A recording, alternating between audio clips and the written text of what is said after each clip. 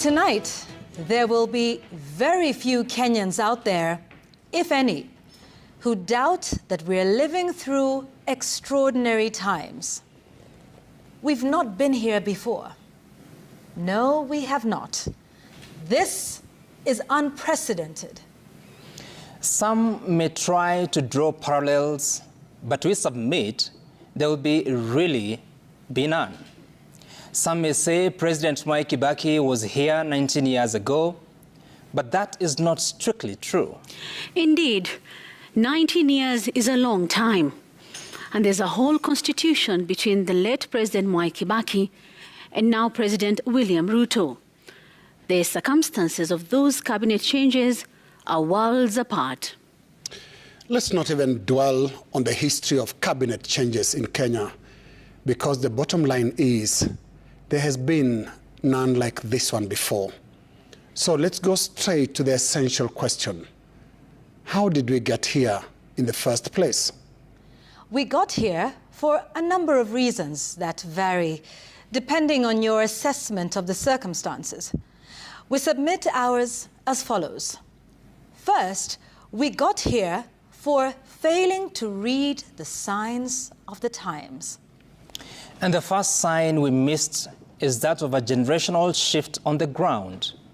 When youthful protesters by the name Gen Z took to online platforms to air their grievances, they were dismissed with contempt, their views labeled just another regular online chatter.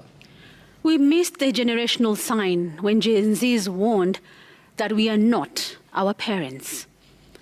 This was a loaded statement about a different way of seeing things.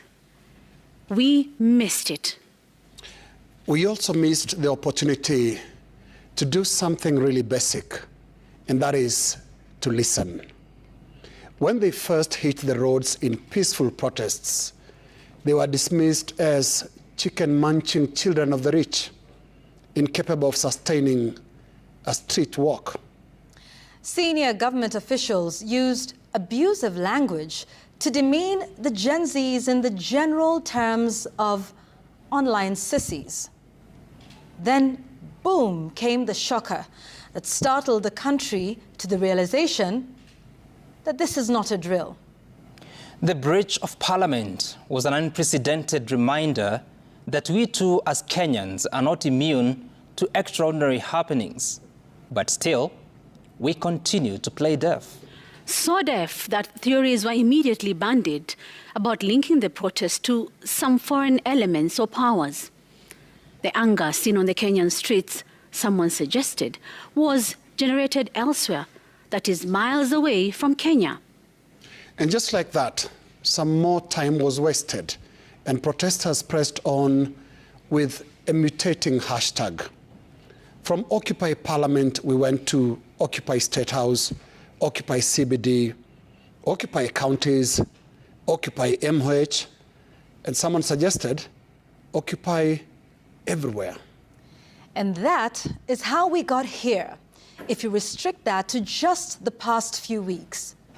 But protesters have reminded us that our journey here has been longer than just a few weeks. And they have also reminded us that it's actually been about basics. Yes, basics such as only people of integrity should hold public positions, especially cabinet secretaries. They reminded us that it is not right to distribute fake fertilizer to innocent farmers or condemned sugar to innocent consumers. Basics such as arrogance and impunity is bad and wrong. Remind us that elected and appointed officials should not talk down on the electorate or mwananchi wa kawaida. Basics such as respect, yani heshima na utu. Yes, basic reminders like Chapter 6 of the Constitution of Kenya actually matters. Talks about leadership and integrity. And the protesters consistently told us there is a serious gap between those two words, leadership and integrity. And for all those basics, they drew an unprecedented line in the sand. Now that is how we got here. As common parlance has it, when you find yourself in a hole, you stop digging. And when you're flat on your back, you can only look up. We are down. We have no cabinet tonight, but we look up to a new one that will be constituted as a matter of compulsion of circumstances in accordance with the aspirations of the majority, especially those who protested. The protesters that are forcing so many changes on us tonight are simply driving us back to the basics that we took for granted before. Basics like it is not okay to appoint murder suspects to the cabinet. So such basics got us down this extraordinary path. And the protesters are simply saying, the Kenya of the last 2 years shall not be the Kenya of the future. And so our best wishes tonight to President William Ruto, who sits in the unenviable position, but also pole position in the history of Kenya. We commend the good start today that includes an iconic line from the president. He said, "I heard you."